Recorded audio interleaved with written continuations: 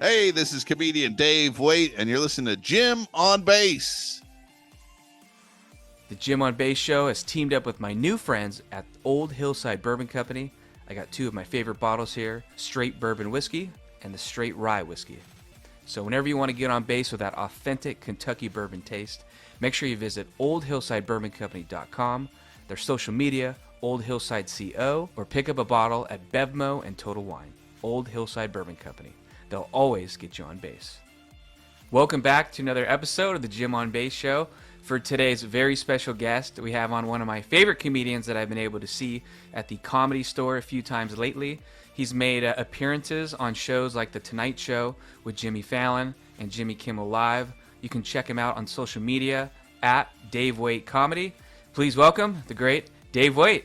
Dave, thanks for coming on. Oh, thanks a lot. How we doing today, bud? Doing good. And as you know, it's a Thursday afternoon. So what's going on today? And how's your day going? I'm glad you reminded me what day it was. Is that for me or the listeners? Oh, just trying to see what's going on in your world, because I assume you're probably performing tonight, right? Yeah, I'm performing tonight down in Hermosa Beach, some bar show. Everything right now is overtaken by the Netflix is a Joke festival in LA. So I was kind of scrambling to find some shows. I'm not part of the festival, so I'm just kind of like comedy homeless right now. Yeah, that Netflix is a joke thing. I don't even really know what it is. Is it just like a themed shows all around town? Yeah, it's just like every venue in the city's got huge shows, from the Hollywood Bowl to the Comedy Store, everywhere. Well, you're performing tonight, and I love your stuff. And I was wondering, like normally during the week, as you know, comedians play through the week and they tour on the weekends in other places. So are there certain nights that are still pretty hot, like every Wednesday is pretty popping for a midweek for you or anything like that? Any night I can perform is hot for me, man. I'll get up there and bring it. I feel like if you're coming to LA as like a visitor, I would say Tuesday night Mm. is the night you want to hit up the clubs because that's when the big people are in town. That's when you might see a special guest. You know what I mean? Well, one thing I've noticed about you too is when you're performing, you usually have on like some cool music shirts. So Yeah. yeah, some band T-shirts. I've seen like the Who, Dead and Company shirts you've been wearing. So when you're at the Comedy Store or places like that, do you ever see any big name musicians in the crowd? Because I've heard that guys like Gene Simmons pops in sometimes. I've seen Gene Simmons there. I guess the Hmm. guys from Lamb of God hang out there. I Okay. saw Dee Snider from Twisted Hmm. Sister there. I was Jack White and Jacob Dylan were there one night, but I wasn't there, which is I was like, shit, that'd have been cool. No, I was gonna say, if you see someone you like in that environment, do you approach them and say hi, or do you play it cool? Like, how does that kind of go?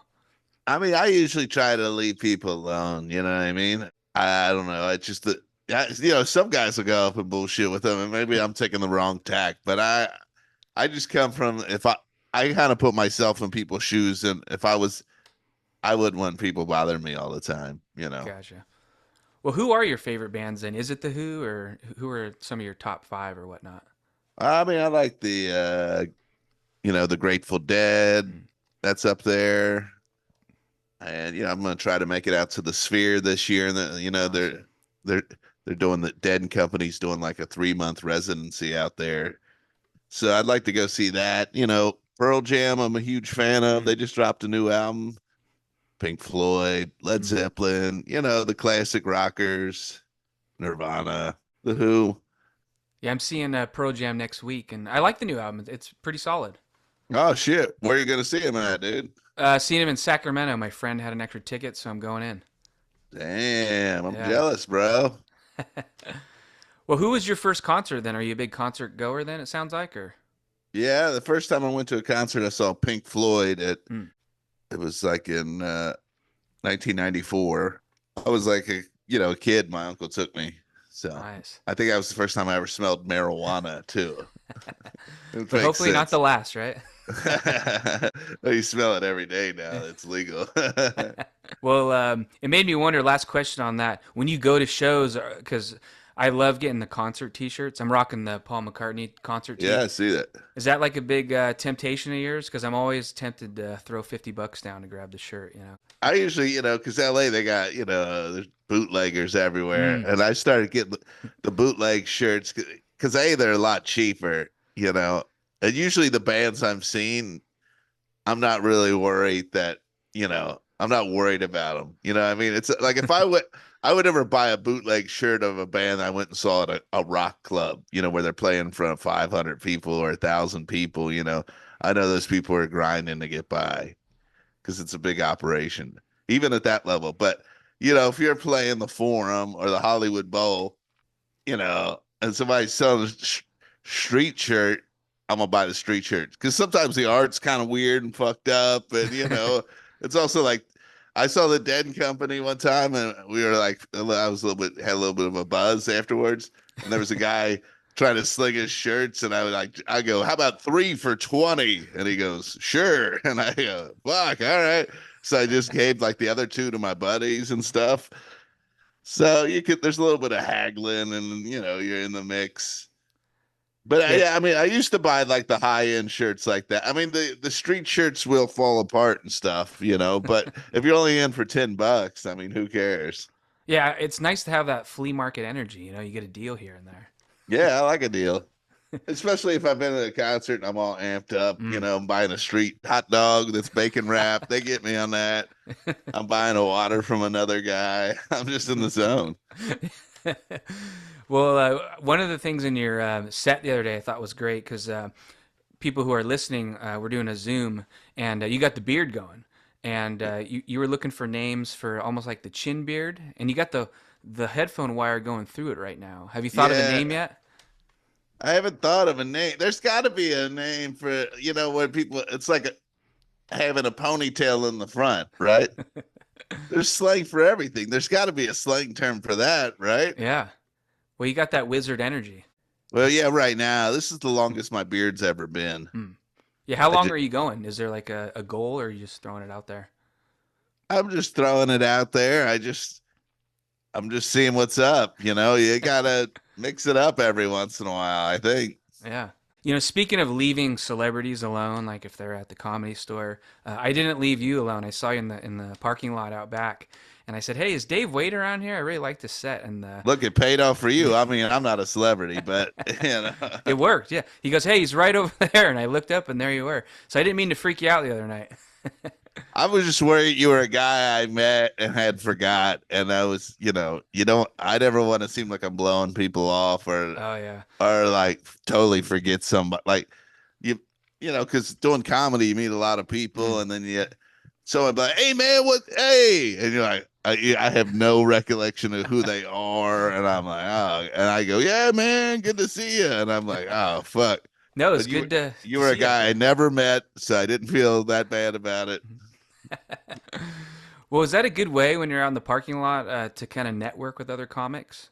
Yeah, you can network. The guys that like park the cars at the comedy store, that's always like a prime job, and they can Mm. use that to like end up opening for people or Mm. hanging with people. They get a little bit of better rapport with people, the door guys that park the cars, because you're parking somebody's fancy ass car, so you're not, they're being nice to you and stuff like that. I never wanted to park the cars. It's too fucking stressful out there to me. Yeah, if you crash it or something, then you're not featuring, huh? Yeah, yeah, you just got to deal with somebody that's pissed off and fuck their car up. Well, I was curious when you were coming up through working your way up, were you ever a host of the shows? Yeah, I mean everybody's the way the American comedy system starts is that the lowest person on the totem pole is the host of the show. In Mm. in the Midwest, now here in LA, they'll get like established comedians to host that are like that's kind of their thing, but in the Midwest, it's like you're the new guy. They're only paying that person $50 for the spot. So you get put in the host role. I mean, I never liked it. I mean, it's a special skill. Hmm. I just kind of go up there. I make the mistake of going up there thinking everybody is ready to laugh. And when you're the first guy, they are definitely not. But I feel like I'm entertaining the whole time, and it's frustrating for me that I have to try to whip them into some sort of frenzy.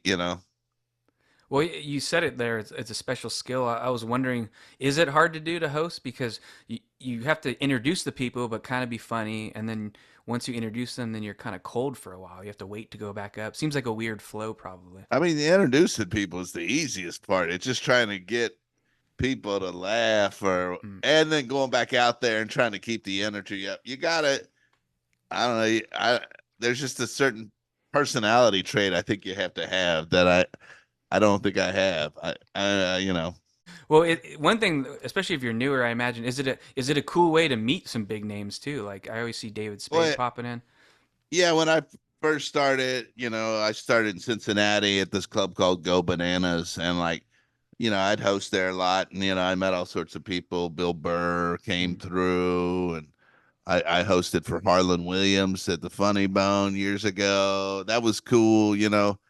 That was really cool to host for Harlan Williams, who's been in a bunch of Mm. movies and everything, and I had seen him a year or two before at the same club, but I was just an audience member and I hadn't started doing comedy. And then to be working with him like a year or Mm. two later on the same stage, I was like, wow, that was like one of the first, like, hey, this is happening. This is a Yeah. thing. I went from the audience to the stage to hanging out with this guy. That's pretty surreal. I love Harlan Williams. He's amazing. Like watching his crowd work, I'm like, how fast his mind works is crazy. Yeah, yeah. And the fact, I mean, I think he's a him being in movies definitely, he's got such a absurd sort of thing that he's doing. I would have been curious to see that develop before people knew who he was, like if that worked or anything. You know what I mean? Yeah. Well, it makes me wonder too. Did you? It sounds like did you maybe work at the Comedy Store or? Yeah, I worked there for a couple years as a door guy. All the comedians, all the door guys there are comedians, Mm. so it was just a way to like. It's such a hard club to get into, and it seemed impossible to get in there. And I was like, if I just, I mean, you got to hang out. I was like, well, I might as well just get paid to hang out and get a job there. So that's why I did that, because I was on the road all the time. And then I kind of dialed it back and started working there and doing the road a little bit. And then now I'm transitioning, being back on the road full time. Well, it's cool that you mentioned that because when I go in there, I see some of the same faces, and someone that I see perform and also working there is Logan Gunselman, and it looks Oh, like you yeah. guys are buddies, maybe. Yeah, we're good friends. She's like, always on pranking and stuff like that. You should check out her Instagram. You should Mm. have her on here. But she Yeah. recently did a prank where there's like an abandoned restaurant, like a block down the street from the Comedy Store, and she printed off this huge banner of a restaurant coming by LeBron James called Hoops and Soups, unlimited hoops, unlimited soups. So I kind of said, because we've made up some fake ones before, and I said that to her, and then she like took the ball and ran with it and came up with a huge banner, and it's insane. That same restaurant we had one, we did another one for that same restaurant was it was Mel Gibson's Passion of the Slice,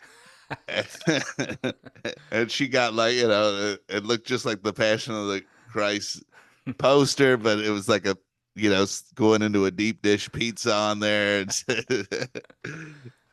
Yeah, I So follow her on Instagram. She's great. yeah, I like I like a good prank. We traveled together before. Mm.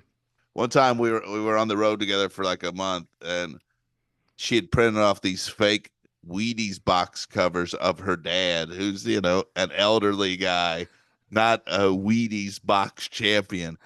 And it was like the exact right size of a Wheaties box. It was cardboard. So she would go in, she'd have me be the lookout in grocery stores, and she would go in and like tape it over like a regular Wheaties box and just leave it there in the universe of her dad on a Wheaties box. Oh, that's awesome. I wish I was a better lookout. I still have afraid of getting caught energy from being a kid and getting caught for shit. Yeah. I, Well, is you know, it? I, I smile a lot, so it always gives me away. I seem Yeah. suspicious or something. Well, is it kind of like high school almost, like when you're in the comedy store, and it seems like there's different like classes of people or cliques probably that came in together at similar times.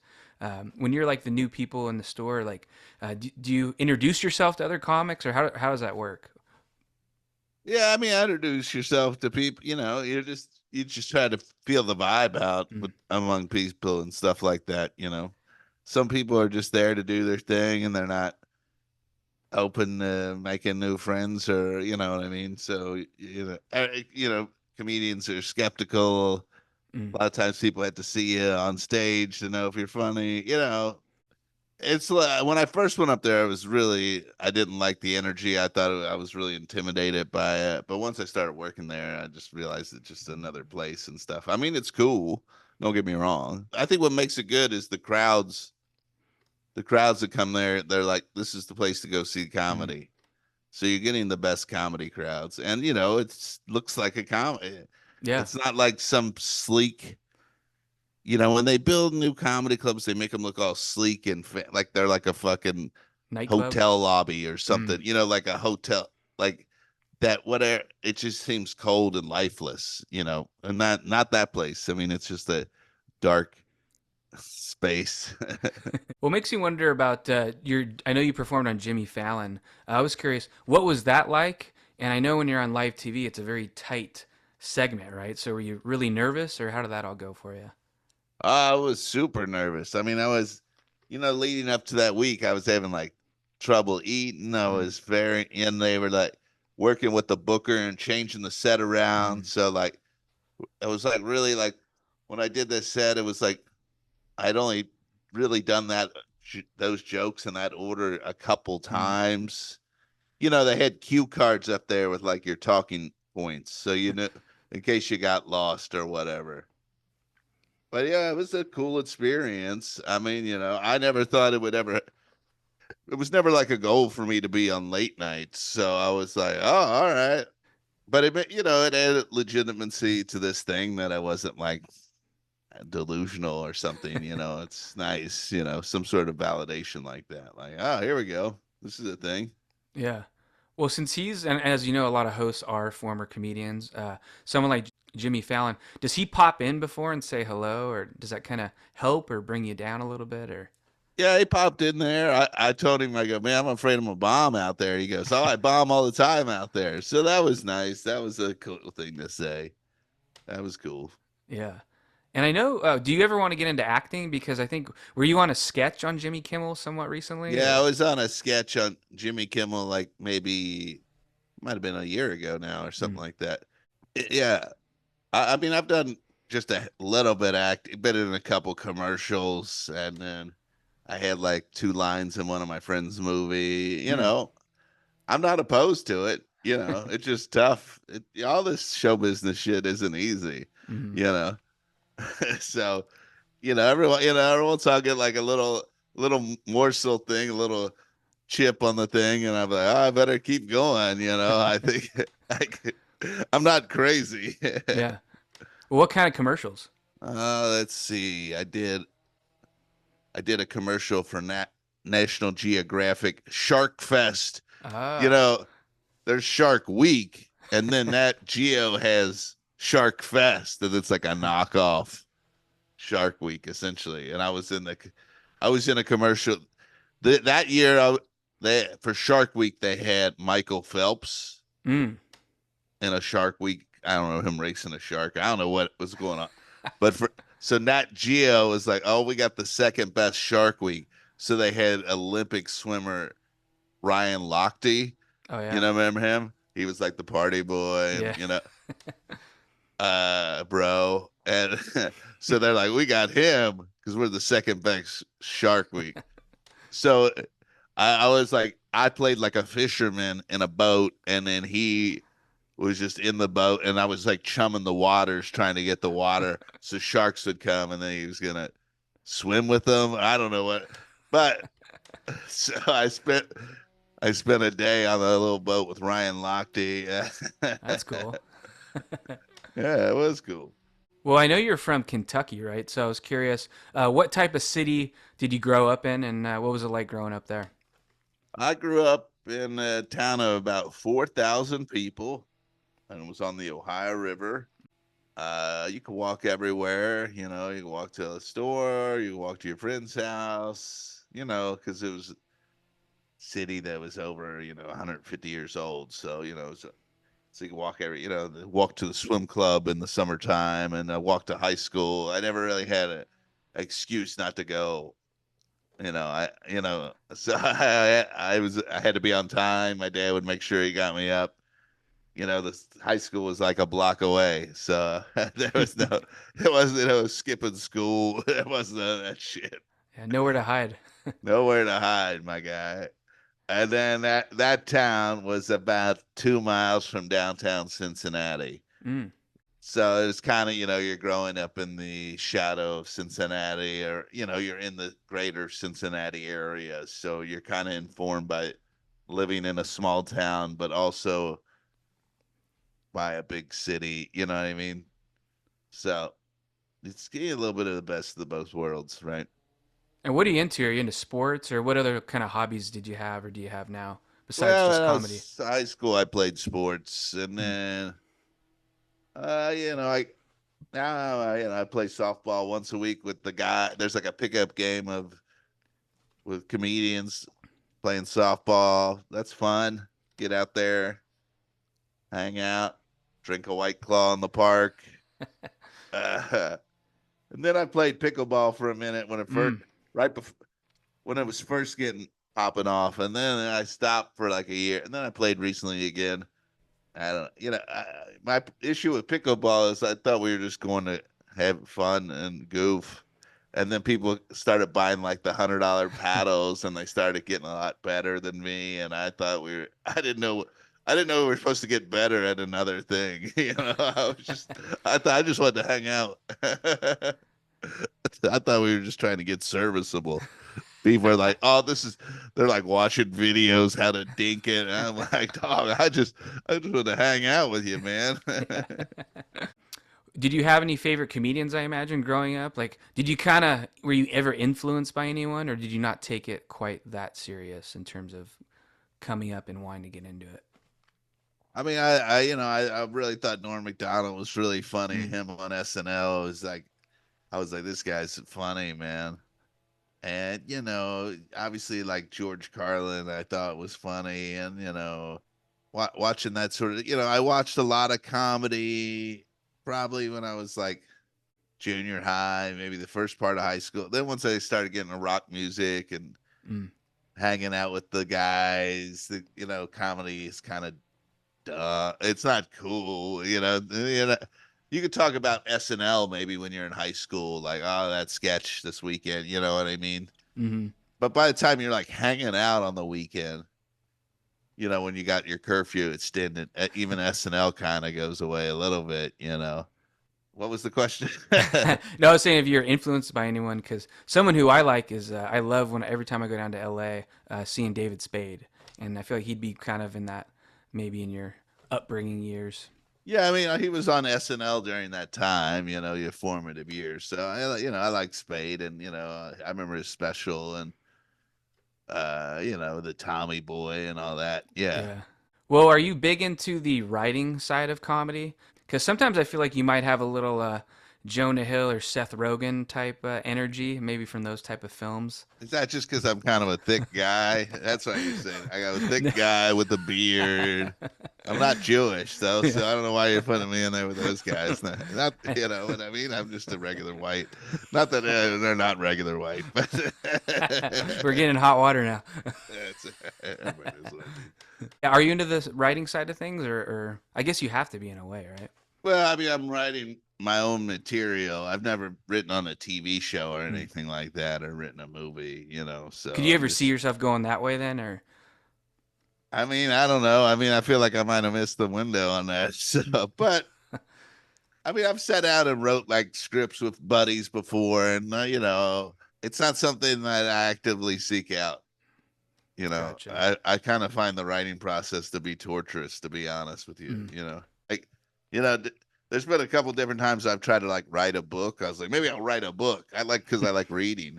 And man, I've gotten to like 10,000 words or fit, and I'm like, my God, this is insane. How does anybody write a book? They must be. It's such a, it's really a special talent, you know.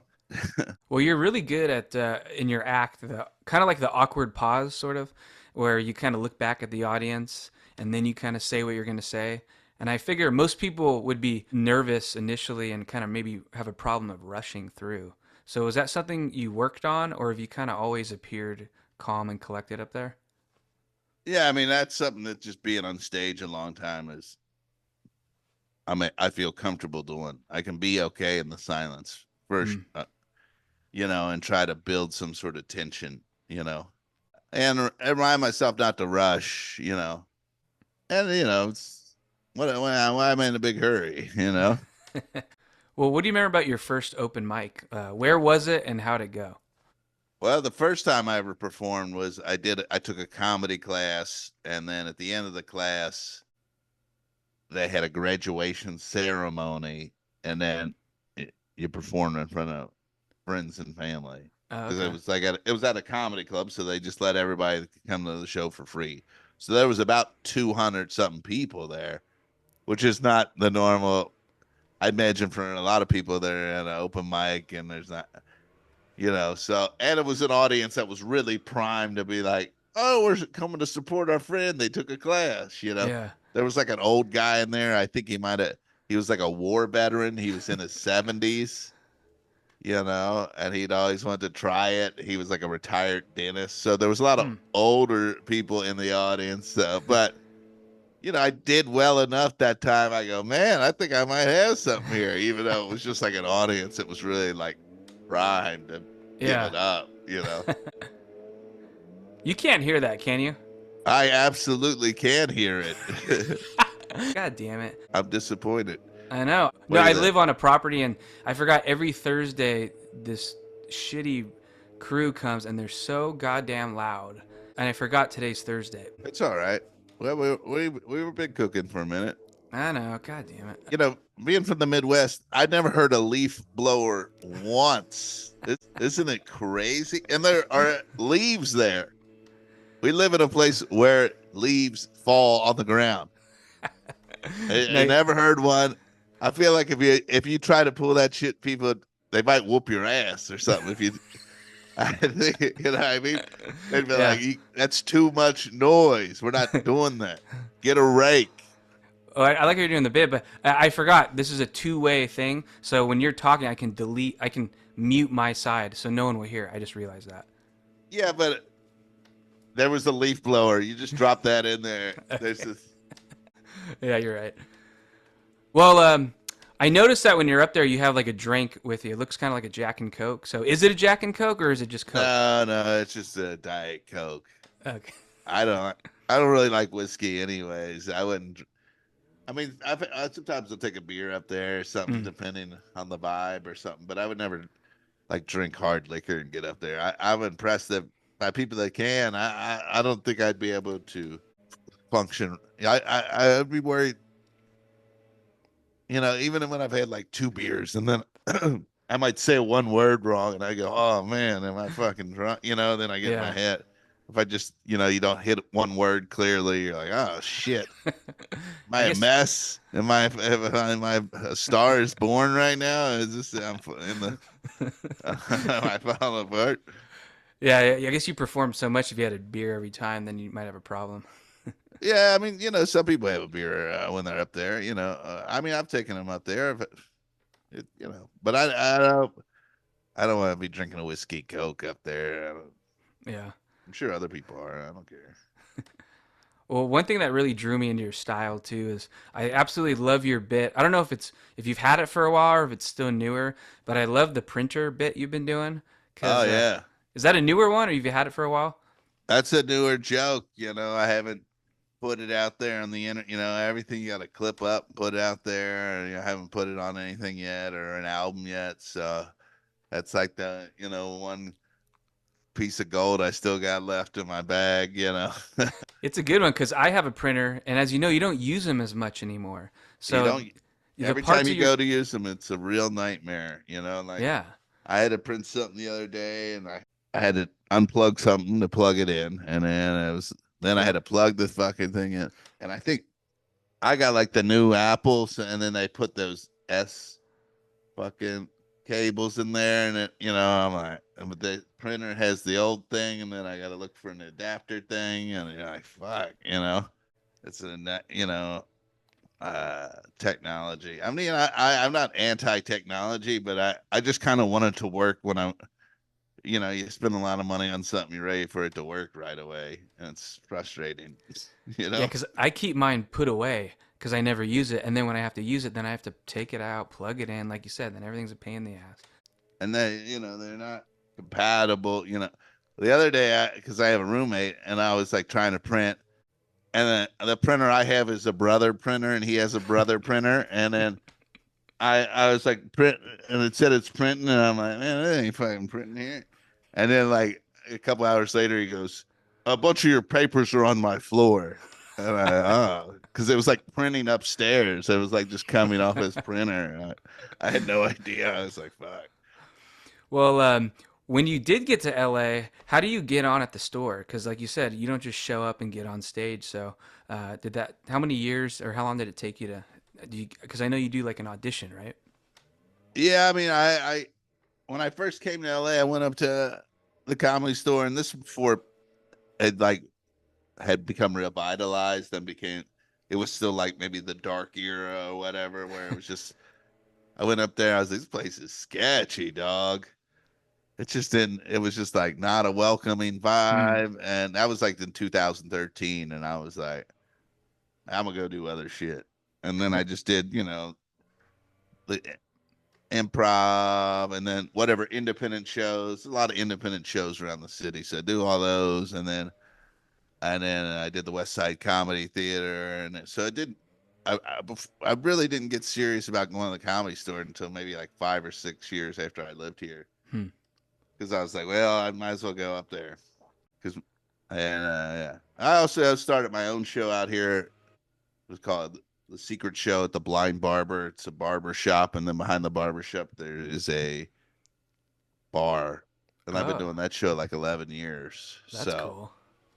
yeah, we just did it this past Monday, and we had over 80 people there. It's fun. Well, next time in LA, I'll have to pop into that. Yeah, man, it's once a month, or maybe I think we're switching going forward. It's gonna be twice a month, but yeah, man, hit me up, man. We'll Okay.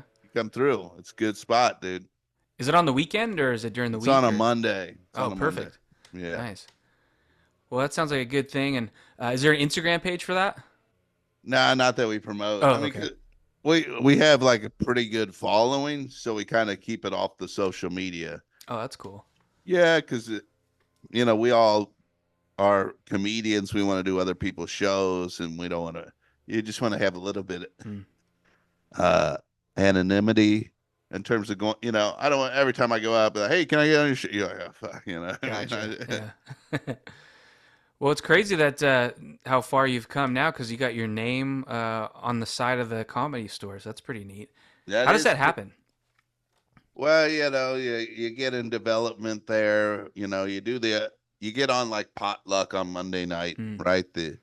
That's the open mic night. You get on that, and then the booker sees you, and they're like, "Man, you're funny. You should come back by around." Then you get in development. You start doing the spots. Now, if you're a door guy there, you're in development, so you're getting spots on the shows. And then they have like an audition, and they put you on a regular show.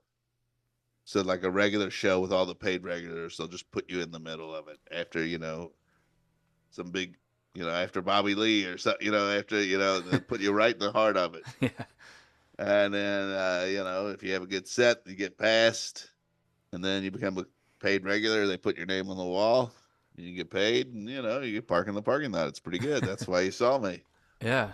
Is it true? I've heard some comedians say this. Do you have to bomb for a while before you get good? Is that kind of how it goes for most people, or how'd it go for Yeah, I you? mean, I think I think if you're not bombing right away, if you're not bombing, you're probably a hack. You're probably just not. You know, objectively, you might be getting a bunch of laughs. You might have a great career, but you might not, on a technical sense, be good. Mm-hmm. I think if you want to be a good comedian, you gotta be able to bomb. You gotta get up there and try shit and learn and be okay when it's not going well and all that sort of Mm. stuff. And when it comes to like the comedy store, that's where I go a lot, or the Hollywood Improv. But there's different rooms at the store, as you know. Just wondering, do you have to make little tweaks or adjustments based on the room you're in? Because as you know, the original room compared to the main room is a lot different. I'm just wondering if you keep it the same or do you go off energy of the crowd or the room? I mean, I think in the main room, I try to be a little bit bigger and kind of like at least kind of be rotating a little bit Mm. and kind of move. Not like I'm not stalking the stage, like high energy, but I am like moving more. Whereas the original room, you don't have to move as much. You're like a basically a picture on display. People are looking at you very directly. Whereas the Mm-hmm. main room, you got the sides and all that sort of shit. You know, the belly room, the small room upstairs, you could really. I like that. You could be really intimate. You can come out and hit them a lot harder than I think because Mm. they're right there.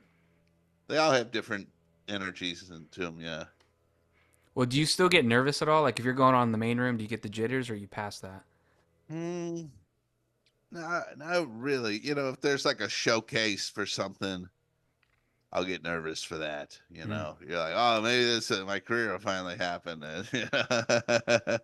So, but yeah, that's it. That's usually the only time I get nervous is something important. And who was the first person that took you to open up for them or feature for them? Let's see. Or any memorable times touring with someone that you liked? Up to my buddy, this guy Shane Moss, who I think is very funny. I met him on the road, and we worked together a bunch. Then he ended up being my roommate for a while. He's got a great show. He's a good guy to try to interview. He's got a great show about psychedelics that he's doing. It's like a one man show about psychedelics, and there's Mm. a screen. He's got a screen behind him with like psychedelic imagery the whole time he's talking and shit. Like he has like a video VJ. Oh, It's not okay. like anything I've seen before, really, in comedy. Uh, so that was cool to meet him, and when I would be on the road, you just meet random people. I mean, I met Nikki Glazer coming through Mm. Cincinnati, and worked with her a bunch, and she had me on her TV show a couple times because of that, and so you meet all sorts of people. I haven't had like one of those monster names take me out on the road. I think I'm too funny. That's what I tell myself at least. People don't want this smoke, as the kids say, right? Yeah. Well, it's kind of like being the opening band, right? I remember, I think it was The Who, right? Didn't Jimi Hendrix open up and he was so good that it was too hard to follow? So it makes Yeah, sense. yeah, yeah. People do that. Yeah, I mean, I think Kiss opened for like Blue Oyster Cult and like smoked them. It just happens. I think people don't want to get smoked off the stage. Yeah. Well, in closing here, I heard that you used to do something where you'd hand out pens with your name on it. Oh So, man, somebody did you did a little bit of research, huh? yeah, just a little bit. So do you still do stuff like that, or is there any Dave Waite stickers I could get my hands on one of these days? I got to stick it on the luggage bag. I don't have any merch right now. I can say if I get some, yeah. It was this comedy festival. People go to comedy festivals. There's the industry there, and Mm. everybody's schmoozing and all that stuff. And as a way to like make fun of that, I showed up and I had like a regular pen, writing pen, because everybody needs a pen. And every comedian needs it. They'll never not turn down a pen. Mm. So I got a bunch of them said that it just said Dave Waite networking on them, and like it was networking in quotes. And then I, I was just going around. And it was a way to like, because especially at comedy festival, there's a lot of comedians there you've never met, right? It's first time meeting them, so it's just a way to kind of break the ice. And I was giving out the pin. By the end of the weekend, people were like, I became like a thing because the pin. They're like, I got the pin. So I was like making fun of networking, and networking at the same time. It's like a double edged. That's hard to do. It is hard to do, but I did it. Because you got to sometimes. Yeah. You gotta make it. Well, you're performing tonight, so are you kind of wrapping this up and then headed that way, or what do you do before the show? That show's not until later. Okay. I think this show is just kind of like a bar show. Not to discount it, but I think it's just like this is a show to go work on stuff. You know what I mean? Okay. It's you're going down to the minors to play a game, a rehab assignment or something like that. Maybe you can blast some Kiss on the way and then go kick some ass. Absolutely. You can play some Destroyer. There you go. Well, Dave, it was good to connect with you the other day and then have you on the show. So excited to see you down the road, and I'll let you know when I'm in town. All right, buddy. Appreciate it. Thanks for having me on.